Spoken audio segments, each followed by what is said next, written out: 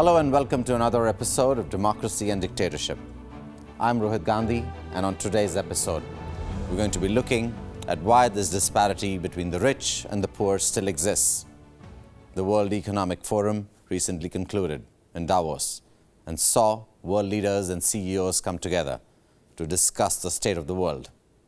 Economic inequality, societal polarization, and growing environmental dangers were identified as the top risks facing the world in the coming decade. While poverty rates have declined around the world since the 1980s, this was accompanied by growing wealth disparity. Simply put, the poor and the middle class have become better off, but the rich have gotten richer much faster.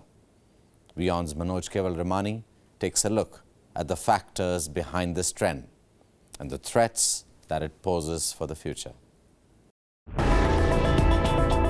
Occupy and the 99%. Over the past few years, these are the two terms that have come to define growing economic frustration around the world. From Europe to the United States and across Asia, protesters have taken to the streets against austerity, economic stagnation, and the increasing concentration of wealth in the hands of a few. Since the 1980s, although millions have been pulled out of poverty, the wealthiest 1% of the population in most countries has experienced a much faster rate of growth than the rest. For instance, in China, the wealthiest 1% of households own a third of the country's wealth, while in India, the top 1% grew its share of the country's wealth from almost 37% in 2000 to 53% in 2016. It is this trend that puts rising economic inequality at the top of the risks that the world faces. According to the latest Global Risks Report, income and wealth disparity are likely to continue to be the hallmark of the global economy over the next decade. It is a threat that the report ranks higher than even disruptions from climate change. But what is it that is contributing to growing inequality?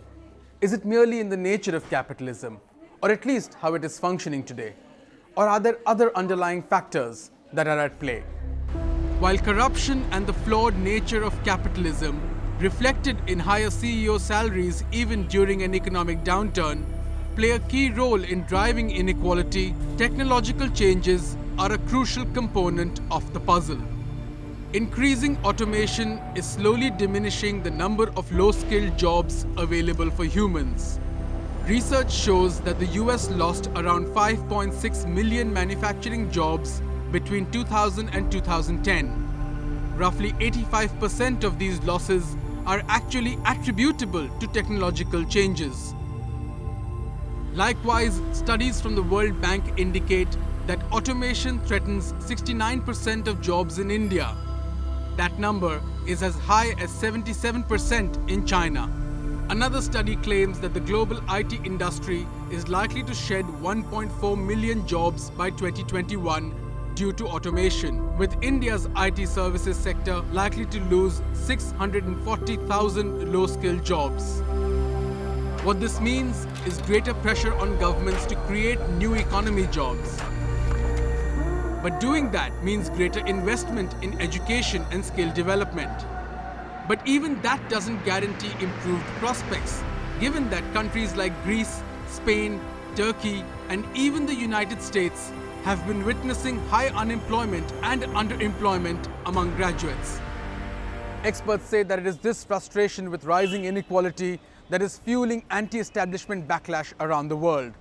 Addressing this, however, will require rethinking capitalism so that the rich are not disproportionately rewarded and the fruits of growth are more equitably shared. In New Delhi, Manoj Ramani, WIon. This chronic economic inequality has given rise to anti-establishment protests in various countries and a general discontent. In India too, the murmurs have been building. There are multiple reasons for this inequality, and the fact that this disparity exists despite so many government initiatives is testament to the fact that there are no easy solutions. WIon decided to go and ask people what they thought were the factors of this economic inequality. Whosoever is working hard and is trying to work for that, everybody is getting their benefit.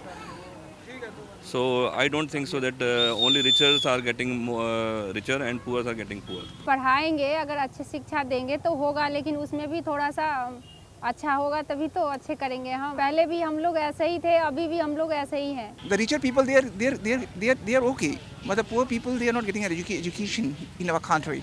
सरकार खूब सुविधाएं दे रही है, खूब इमदाद दे रही है हर प्रकार की, लेकिन वास्तविक जनता तक न वो सुविधाएं नहीं पहुंच पा रही हैं. Richer will now have to rethink about their strategy in this country, and they'll have to contribute more towards the welfare of the poor.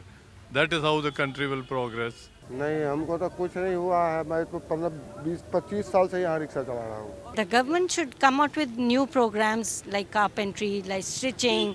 They should go to the villages. They should teach the kids. They should pick up people from the villages and then they train them and then they encourage them to do all that. सरकार तो लग रहा है कर रहा है, लेकिन आगे जो है वो नहीं कर रहा है ना. Basic thing about poverty is different, okay, and being poor is different. So I think the only solution to is education. कारोबार से ये ना, जब हमारे पास इतना होगा जब भी तो हम आगे बढ़ेंगे, और जब हम खुद पीछे हटेंगे तो बच्चे कहाँ से बढ़ेंगे, बच्चे और पीछे आ जाएंगे. Being able to respond well to the needs of the people and ensuring that there is a more equitable distribution of wealth is vital to defining a democracy. We're going to keep this conversation going. Stay with us. More on the other side of the break.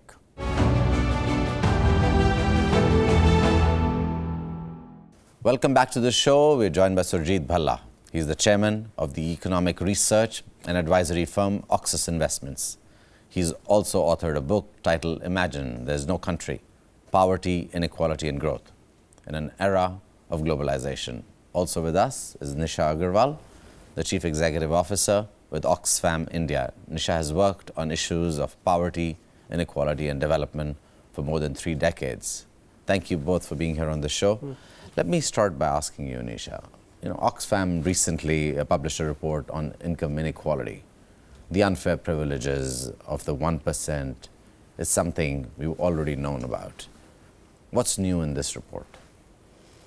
I think this report, the rate at which inequality is exploding in the world is new, and new data from India and China that show actually that what we used to say until last year, that 62 people own as much wealth as the bottom half of the population, as much as 3.6 billion people.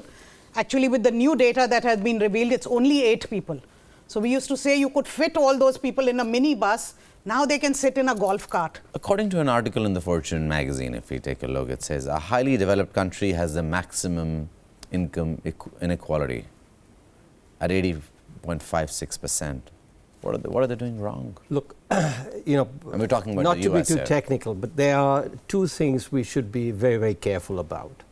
There's something called income and there's something called wealth. The 2 inequalities are very, very different. So the number that you're citing, the Gini coefficient or whatever, 0.8, that has to do with wealth. Income inequality is about at least half of wealth inequality.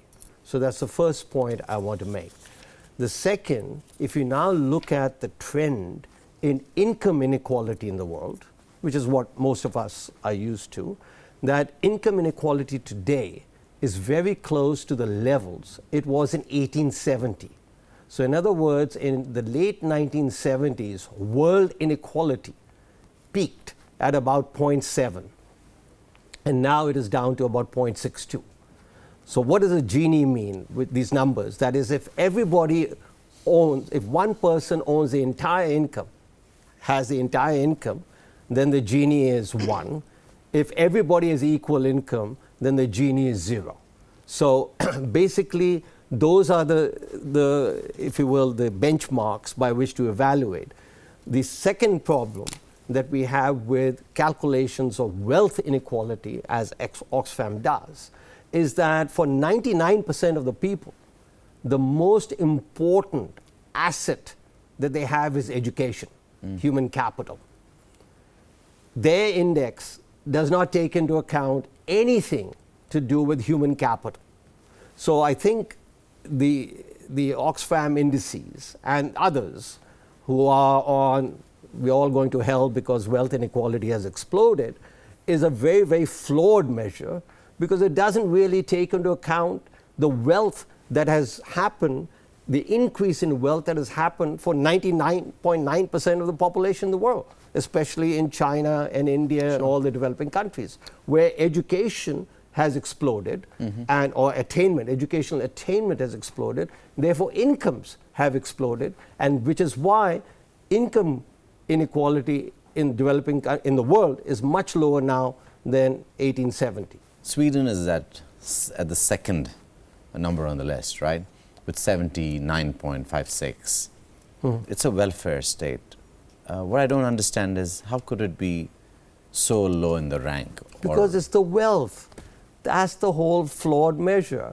We had Occupy Wall Street, this, that, all of them stem from this one. It makes, listen, if you have, just exactly as you said, everybody's impression of Sweden, it's a very happy state, it's a welfare state, everybody's about equal. The prime minister there used to be able to go to cinemas, walking barefoot or whatever, but that doesn't make news. You wouldn't be writing about it if you were discussing income inequality. But we will do wealth inequality, and we will do a very limited section of wealth inequality. We'll take out the wealth of most of the people in the world, and we come up with a measure, and therefore I think it's heavily flawed. Do you want to respond to that? Yes, so I think we also care about the same things, whether you call it the welfare of the people, the happiness of the people. The end goal, I think we would agree. What we are saying is that there is a relationship between income growth, what happens to income inequality, and what happens to poverty reduction. Since India opened up, say the 90s, the liberalization, we've taken off in terms of growth, we've taken off in terms of wealth creation, especially for the top 1%, we've taken off in terms of income growth as well, again, especially for the 1%. And that is the reason why we care about wealth inequality and income inequality, because it has a direct impact on poverty reduction. What we are saying is that if that same income growth, that almost double-digit growth that we have seen, had been happening in agriculture, had been happening in the informal sector, had been happening in the manufacturing sector, today we would have taken out many more people out of poverty. In fact, probably hardcore poverty could have been eradicated. Instead, we didn't really invest in agriculture. We liberalized banking, we liberalized IT, we liberalized telecoms. This is where wealth has been created. We had 2 billionaires at the time, we have 100 billionaires now. 57, just 57 of those billionaires own as much wealth as the bottom 70%. Now, why does it matter? We also care about human capital. It's not true that learning is exploding in India. We are at the bottom of all surveys of learning outcomes. Why? Because we don't spend enough on education. And that is related to the fact that this wealth, this income is being captured at the very top. They are not paying. What are we saying? They need to pay their fair share of taxes. And the budget time is arriving. You see all the rich people, the corporates, flocking to the finance minister. What is their ask? They're not saying spend more on health. They're not saying spend more on education. We need to build the human capital of this economy. They're saying please reduce corporate taxes. Piketty was just here. He said your corporate taxes are not out of line in the world. What is out of line for India is our spending on health and education. There's a lot of, if you will, false impressions about the corporate tax in India. It turns out that the effective corporate tax rate, which is how much the corporates actually pay, our schedule says that they should pay 33%. You're right. Okay? Or whatever. 33 is correct. 33.5. They actually pay 23.5. It happens to be, so 23.5% of income is actually paid by the corporates in the form of taxes to the government of India for it to misspend because we know that the public sector doesn't really work very well, but that's a separate issue. It so happens that the Indian effective corporate tax rate is the 4th highest in the world. 4th highest. The US, etc., is all around 19%, 20%. We are 23.5. So again, completely wrong to say that we have a low corporate tax rate. We have a very high corporate tax rate, which is one reason why our corporates are not very, very competitive in the world. So I want to point out that, listen, let us be, and in terms of poverty reduction, let's just look at the record, the benchmark or the gold standard for poverty reduction is China. And Vietnam. And Vietnam. They pulled out 4% of their population each year out of So poverty. now let us look at where China was in 1983 and where China is today, and where India was in 1983 and where India is today. Mm-hmm.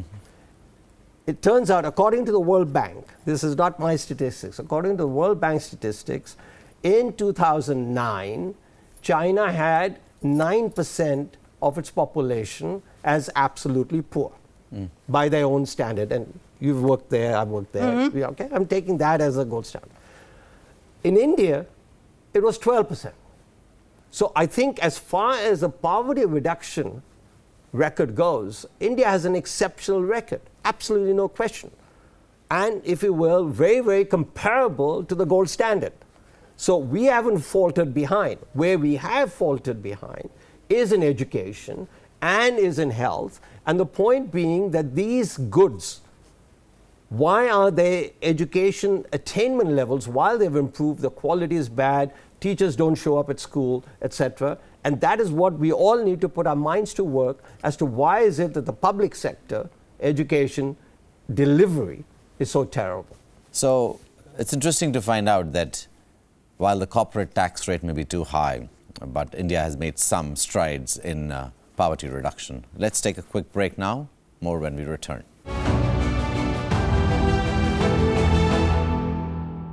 Welcome back to Democracy and Dictatorship. We've been in conversation with Surjit Bhalla and Nisha Agarwal about the economic inequality that still affects our societies. Now, if you looked at, you brought up Occupy movement being a failure, literally.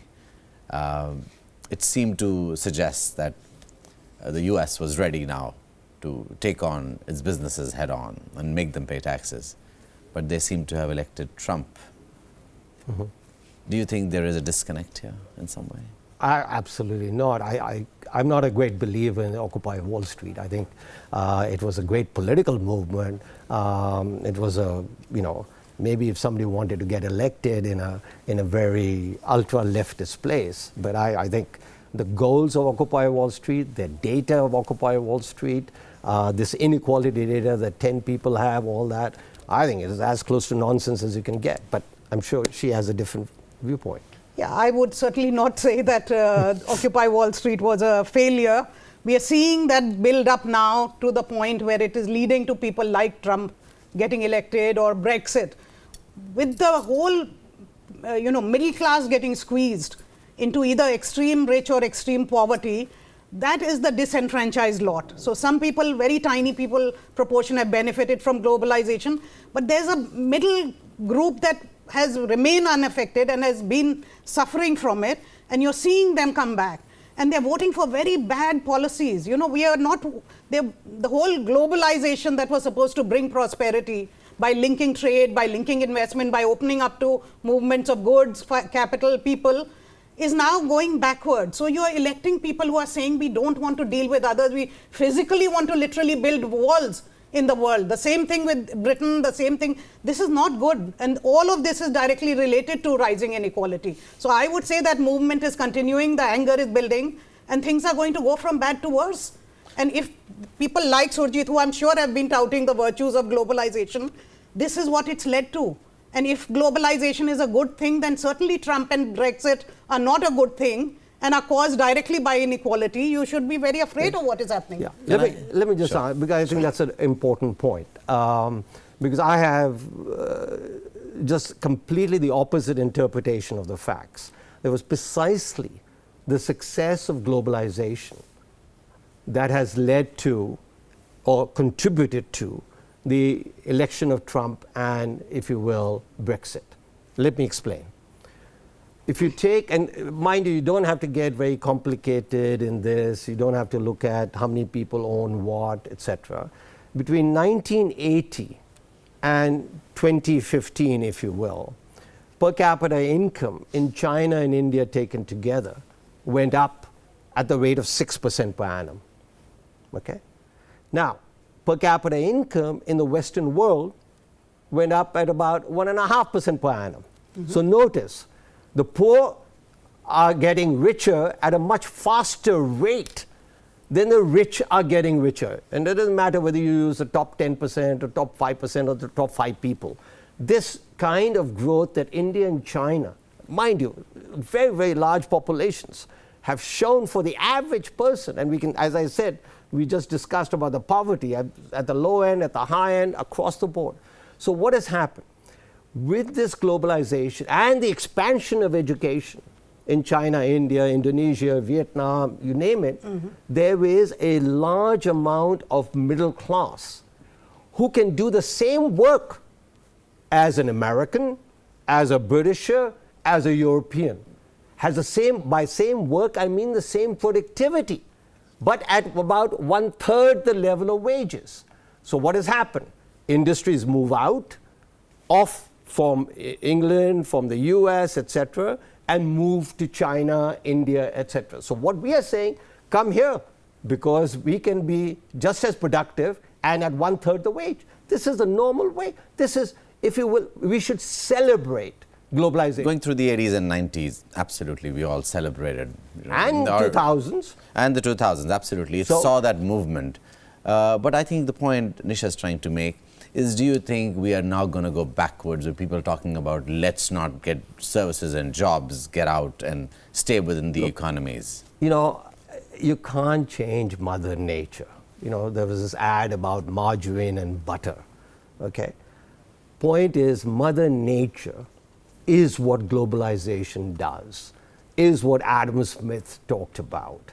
And of course, the governments have a responsibility to the bottom half of the population, not just the 5% or the 10%, in order to redistribute. But Mother Nature means that productivity will lead to wages, will lead to employment, will lead to profits. You cannot change that. So Trump comes in and says, I'm going to do this. He can't change the laws of nature. Absolutely. You know, when McLuhan talked about a global village, but he did not then still continue talking about global and local. And I think what this election's played out. But I don't think these are laws of nature by any means. These are policy choices that every single country makes. And we are putting in place politicians that are going to make certain choices. Yes, it's very true that with globalization, China and India, certain sections of China and India, I would say, have benefited. And we know that inequality across countries has come down. But today, 70% of the world's population is living in countries where inequality has gone up. And that matters for each and every country, not just looking across countries. Listen, if you look at 250 years of income inequality, the last, and I'm writing on this and you'll say, last 30 years have seen the most stupendous progress. A large part of the inequality reduction has happened. I think some more will happen. The trend is inexorably downward in income inequality, consumption inequality. I mean, the world is becoming a much more equal pace. Do you think there is political will to increase that pace of bringing So for us, what is very important is that the right of every Indian that has been guaranteed in the Constitution to a basic life with dignity, health for all, education for all, equal opportunity. That's what we're looking for, not an equality of outcomes, equal opportunity. That India will not be able to attain unless it taxes more and spends more for, if you don't want to call it 99%, then the 25% that the government says is officially below a very, very meager poverty line. That whole social development that one would call is not happening. Okay, malnutrition, access to water, open defecation, access to energy. If you just go beyond this slight poverty numbers, which you can cook up from anywhere and use anything. So we have a huge unfinished agenda for that 25%. Where is it going to come from? We need to raise taxes. I don't see the political will in this government. You know, all that the finance minister promises is lowered corporate taxes. Yes, of course, we need to be competitive with the whole world. But there are other ways of doing that instead of giving away money to the rich. Surjit, closing thoughts on how do we reduce the poverty rates that we have? And look, as I said, I think we need let's not, and this is where I completely agree with her, is that let's not talk about reducing poverty rates. Let's talk about making the society much more efficient in terms of delivering outcomes to the bottom half of the population. That's 50%, not 5%, not 10%. And, you know, one example that was mentioned was on open defecation. Now, this is for all of us who think that the state should do something, whether it's education or health. This is the one area we massively failed in. There is no amount that any rich individual can do in order to prevent the ill effects of open defecation. It is a classic public good problem, classic state action problem. Did we do it? No. So let us try and find out what is it about our political system and what is it about our Garibi Hatao sociology that says we won't spend on sanitation, but we will spend on other things in the name of the poor. So let us get away from in the name of the poor strategies and actually do something that benefits the bottom 50%. Thank you, Surjit. Thank you, Nisha. The economic class struggle is something that is as old as time, and time has taught us that economic differences will always exist. The idea of pure equality is an elusive one, almost utopic, but that shouldn't stop us from aspiring from it, because nothing is absolute.